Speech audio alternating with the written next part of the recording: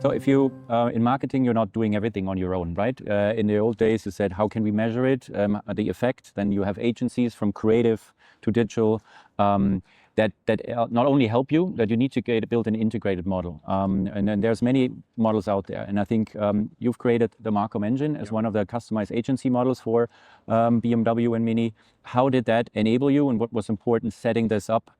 Also thinking about your own core competence, right? Not handing, maybe also technology helps you to give more competence, you said, and then have the people being enabled to use it, but scale it also with the help of a partner. Yeah, the agency model was key, or you could almost say the backbone of the European marketing transformation. I personally learned and now believe that the agency model should always mirror your own organizational model in a certain way.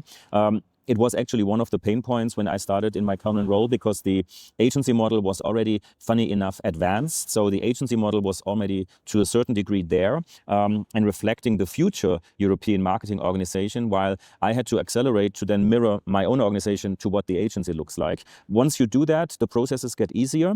There's a big topic of what do you do in-house, what does the agency do? I also sometimes was wondering why some of the key success areas in marketing stay in the future more with external partners like an agency. Yeah. That's a discussion we should always have to see and monitor what should be in-house, what should be externally. Of course, these are very trustworthy relationships, so it doesn't come from we don't trust each other, but simply there are some things and strings you perhaps want to hold in your own hands, or where technology becomes the enabler, and you just want to make sure that you have your hand on it directly. But overall, I think the agency model is a very successful one.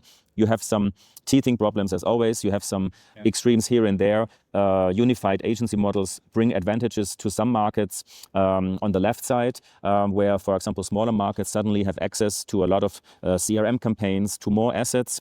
Then you have, of course, the cost situation. Look at Eastern Europe, where agency costs tend to be much lower than in the Western Hemisphere. So this is something that you can balance out. But overall, yeah, the agency model for us an absolute key and success factor in this whole transformation. I mean, I think you mentioned core competencies, and we also talked, I think there's data that you need to, of course, carefully handle as well as keep, but also you need to share and use it within your own company, but also in the ecosystem of mobility.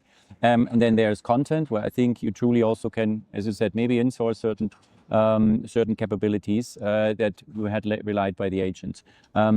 When you look at it, what was maybe the one thing that was worked very well and was a proof point also for you to that new model infusion of technology and then scaling it?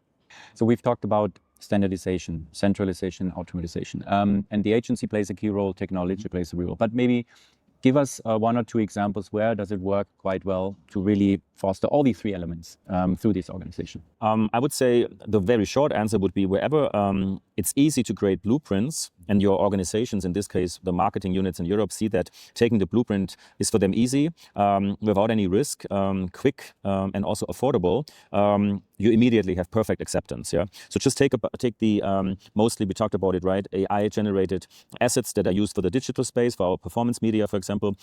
The countries, the markets have no interest anymore to retouch and create these assets. That's not even creative work anymore. That's something that a machine does much better than a human being anyway. And you also make it with a much higher pace. So total acceptance. Another very good example is our BMW website. Yeah. That's built on a global master, also what I call a blueprint. And we have a lot of model updates. Yeah, there's new cars, there's model updates coming here left and right. We need to make sure that we have product correct data on the websites. Quite complex in the automotive industry. Exactly. Terribly complex, with a lot of legal implications if you're not showing the right product at the right time.